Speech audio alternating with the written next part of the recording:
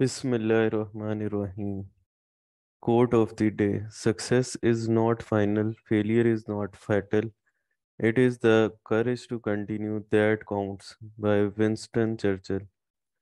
Today, my topic is driving inference from epidemiological studies. I am Dr. Ahmad Wahid Khan, PGR, MPH, Community Medicine Department, KEMU, Supervisor, Professor Dr. Saira Afzal.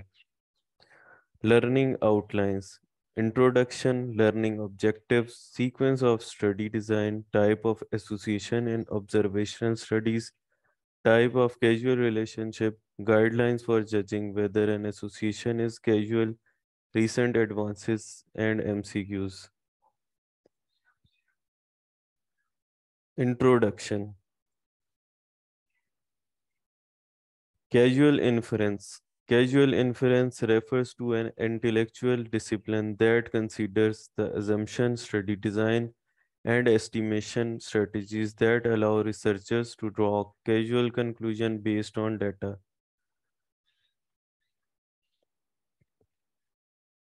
Learning objective. At the end of this presentation, the participant would be able to describe the introduction of inference, sequence of study design, types of association in observational studies, and guidelines for judging whether an association is causal. Approaches for studying disease etiology. If we want to draw a conclusion on whether a substance causes disease in human being, we need to make observations in human populations. Because we cannot ethically or practically randomize human being to expose a certain harmful substance, we are dependent on non-randomized observations, such as those made in case control and cohort studies. Approaches to etiology in human population. In conducting human studies, the sequence to be frequently followed are: the initial step may consist of clinical observation at the bedside. A second step is to try to identify routinely available data. The usual first step is in carrying out new studies to explore a relationship is often a case control study. If a case control study yield evidence that a certain exposure is suspect, we might next do a cohort study and then randomize trials. A frequent sequence of studies in human population, clinical observations, available data, case control studies, cohort studies, randomized trial. Types of association: real or spurious association. Number two is indirect association. Number three is direct association. First, we discuss spurious association. This is an association which appears due to improper comparison. Observed association between a disease and suspected factor may not be real. For example, neonatal mortality was observed to be more in the newborns born in a hospital than those born at home. This is likely to lead to a conclusion that home delivery is better for the health of newborn. However, this conclusion was not drawn in the study because the proportion of high risk deliveries was found to be higher in the hospital than in home. Indirect association. It is statistical association between a characteristic of interest and a disease due to presence of an other factor, i.e. common factor confounding variable. For example, neonatal mortality was found to be associated with maternal age above 30 years and with birth order 4 and above. It was also shown that the attribute B and C were associated with each other. Direct association. The association between the two attributes is not through the third attributes. When the study revealed it is not a suppress association. When the disease is present, the factor must also be present. For example, the figure shows interpreting an observed association between increased coffee drinking and increased risk of pancreatic cancer. If a relationship is casual, four types of casual relationships are possible. Number one, necessary and sufficient. Number two, necessary but not sufficient. Number three, sufficient but not necessary. Number four, neither sufficient nor necessary. Number one, necessary and sufficient. In the first type of causal relationship, a factor is both necessary and sufficient for producing the disease. Without that factor, the disease never developed. The factor is necessary, and in the presence of that factor, the disease always develops. The factor is sufficient. Figures show type of causal relationship. One, factor A is both necessary and sufficient. Number two, necessary but not sufficient. In this model, each factor is necessary but not in itself sufficient to cause the disease. Thus, multiple factors are required, often in a specific temporal sequence. Figures show type of causal relationship to each factor is necessary but not sufficient. Third is sufficient but not necessary. In this model, the factor alone can produce the disease, but so can other factors that are acting alone. Figures show type of causal relationship. Third, each factor is sufficient but not necessary. Number four is neither sufficient nor necessary. In the fourth model, a factor by itself is neither sufficient nor necessary to produce a disease. There is a more complex model which probably most accurately represents the causal relationship that operate in most chronic diseases. Figures show the type of causal relationship for each factor is neither sufficient nor necessary. Now, guidelines for judging whether an observed association is causal. Number one is temporal relationship. If a factor is believed to be the cause of the disease, exposure to the factor must have occurred before the disease developed. It is easier to establish a temporal relationship in a prospective cohort study than in a retrospective cohort study or a case control study. For example, asbestosis linked to increased risk for lung carcinoma, but the latent period between exposure and outcome is 15 to 20 years. If a lung cancer occurs 3 years after asbestos exposure, it may not be the cause of lung cancer. Number two is strength of the association. The strength of association is measured by the relative risk or odds ratio. The stronger the association, the more likely it is that the relation is causal. Number third, dose response relationship. As the dose of exposure increases, the risk of disease also increases. If a dose response relationship is present, it is strong evidence for the causal relationship. However, the absence of a dose response relationship does not necessarily rule out a causal relationship. Figure shows an example of dose response relationship for cigarette smoking and lung cancer. Number four, replication of the findings. If the relationship is causal, we would expect to find it consistently in different studies and in different populations. If an association is observed, we would also expect it to be seen consistently within subgroup of population and in different population unless there is a clear reason to expect different results. Number five is biological plausibility. Biological plausibility refer to coherence with the current body of biological knowledge. Example may be cited to demonstrate that epidemiological observations have sometime preceded biological knowledge. Number six, consideration of alternate explanations. In judging whether a reported association is causal, the extent to which the investigators have taken other possible explanation into account and the extent to which they have ruled out such explanation are important consideration. Number seven, cessation of exposure. If a factor is a cause of a disease, we would expect the risk of the disease to decline when exposure to the factor is reduced or eliminated. Figure shows the effect of terminating exposure, lung cancer, death rate standardized for age and amount smoked. Smoker men and men who gave up smoking for different periods.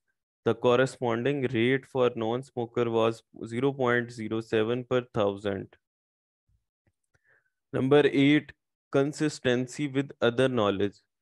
If a relationship is causal, we would expect the finding to be consistent with other data. Figure shows an increase in lung cancer rate following the increase in cigarette sale in both men and women. These data are consistent with what we would expect if the relationship between smoking and lung cancer is established as a causal one. 9, specificity of association. An association is specific when a certain exposure is associated with only one disease. When specificity of association is found, it provides additional support for a causal inference. Now it's time for recent advances. Alternative causal inference method in population health research evaluating trade-off and triangulating evidence. Abstract. Population health researchers from different fields often address similar substantive questions but rely on different study design reflecting their home disciplines. This is especially true in studies involving causal inference for which semantic and substantive differences inhibit interdisciplinary dialogue and collaboration. In this paper, we group non-randomized study design into two categories: those that use confounder controls such as regression, adjustment, or propensity score matching, and those that rely on an instrument such as instrumental variable regression, discontinuity, or differences in difference approaches. Using the Shadist, Cook, and Campbell framework for evaluating threat to validity, we contrast the assumption strength limitation of these two approaches and illustrate different with example from the literature on education and health. Across disciplines, all methods to test a hypothesized causal relationship involve unverifiable assumption and rarely is there clear justification for exclusive reliance on one method. Each method entails trade-off between statistical power, internal validity, measurement quality, and generalizability.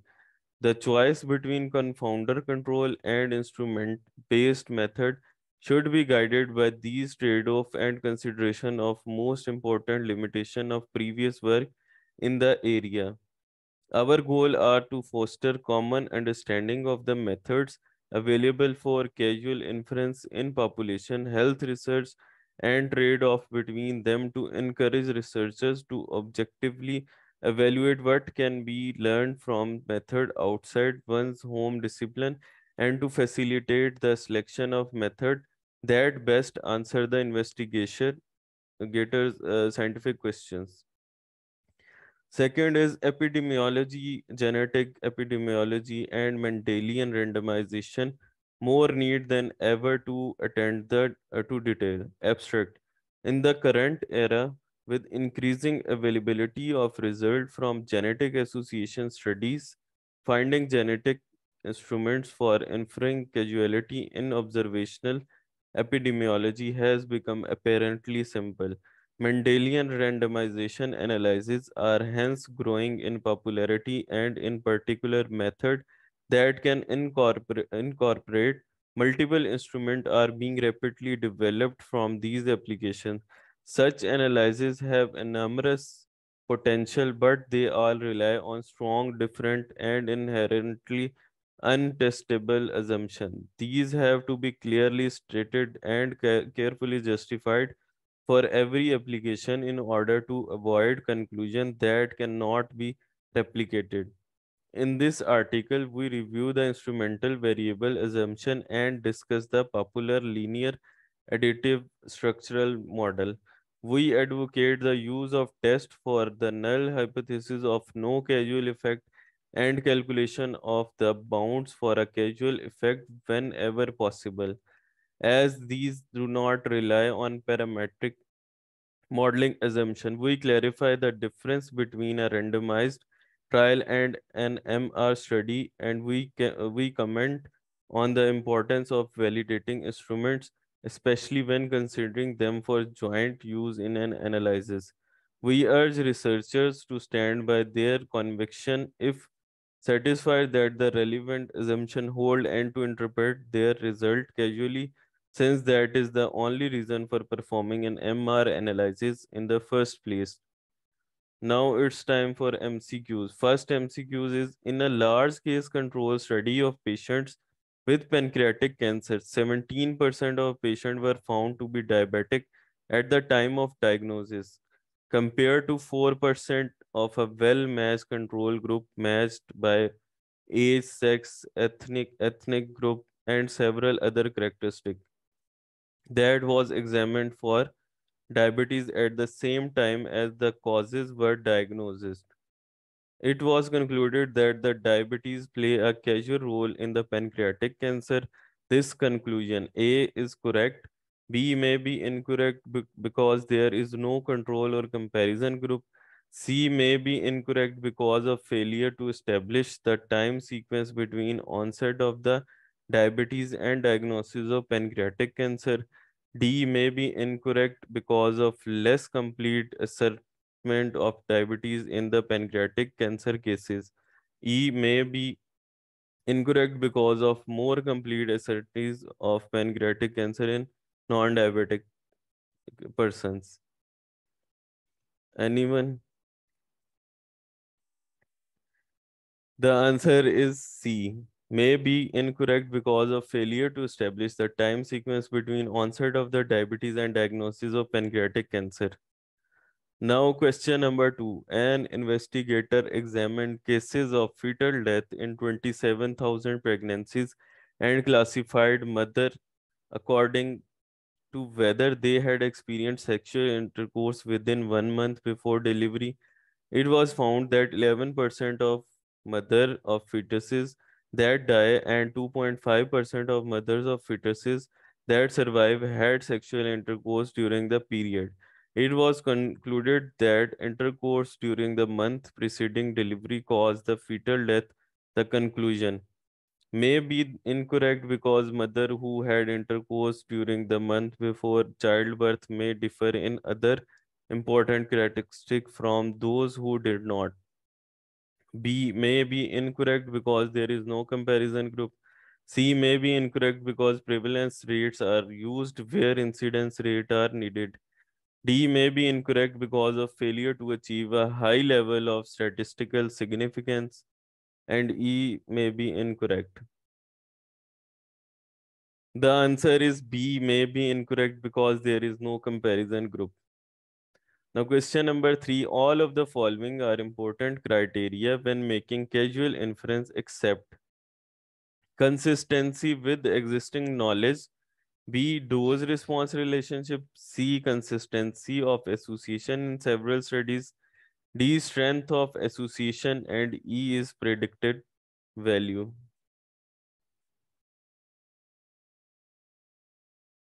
The answer is E, predicted value. Now, question number four. Factor A, B, or C can each individually cause a certain disease without the other two factors, but only when followed by exposure to factor X. Exposure to factor X alone is not followed by the disease, but the disease never occurs in the absence of exposure to factor X. The factor A is A, A necessary and sufficient cause, B, A necessary but not sufficient cause, C, A sufficient but not necessary cause, D, neither necessary nor sufficient, E, none of the above. The answer is B, a necessary, A necessary but not sufficient cause. Now, question number five. Factor A, B, or C can each individually causes a certain disease without the other two factors, but only when followed by exposure to factor X. Exposure to factor X alone is not followed by the disease, but the disease never occur in the absence of exposure to factor X. Factor A is options are A necessary and sufficient cause. B is A necessary but not sufficient cause. C A sufficient but not necessary cause. D neither necessary nor sufficient. E none of the above. The answer is D delta, neither necessary nor sufficient. Now, question number 6. In a study, we examined the relationship between television viewing and initiating of smoking television. Television viewing was measured 2 years before smoking initiation. Choose the criterion which correctly matches.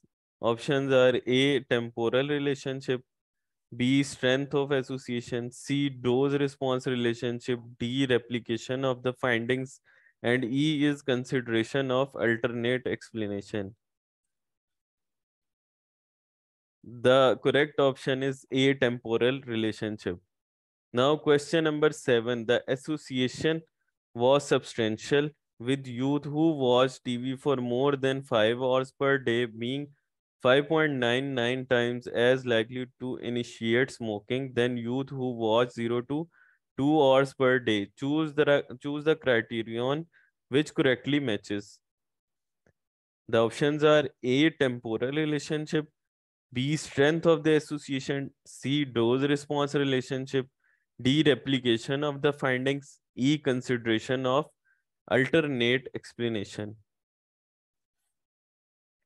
The correct option is B. Strength of association. Now, question number 8. A surgeon observed that virtually every patient on whom he operated for lung cancer gave a history of cigarette smoking. He was among the first to suggest a possible causal relationship. What should be his second step for an observational study? Options are A. Clinical observations. Option B. Available data. C is case control studies. D is cohort studies. And E is randomized trial. The correct option is B, available data. Now, question number 9. Prevalence of Helicobacter pylori in patient with duodenal ulcer is 90% to 100%. However, it is found in some patients with gastric ulcer and even in asymptomatic individual. The type of association is options are A. Temporal relationship, B. Strength of association, C. Dose response relationship, D. Replication of the findings, and E. Specificity of the association. The correct answer is E. Specificity of the association. Now, last question is question number 10. Nowadays, social media provide adolescents with role models, including movie and television stars and athletes who portray smoking as a personally and socially rewarding behavior. The options are A. Temporal relationship, B. Strength of the association, C. Dose response relationship, D is biological plausibility, E is consideration of alternate explanation. The correct answer is delta, biological plausibility. This is the answer key, and these are the references through which this presentation has been made. And thank you.